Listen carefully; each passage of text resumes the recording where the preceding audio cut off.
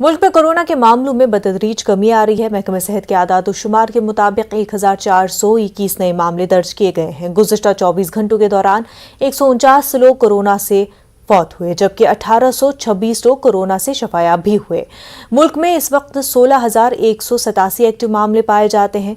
वाज़ेह है कि अब तक 182 करोड़ से ज़ायद टीके लगाए जा चुके हैं।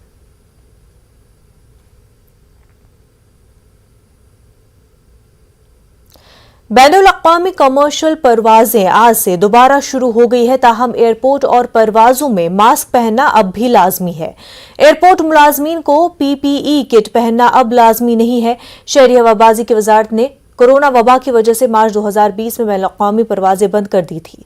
कोरोना के कम होते मामले को देखते हुए बैनुल-अक़वामी परवाजों को शुरू करने का फैसला लिया गया है।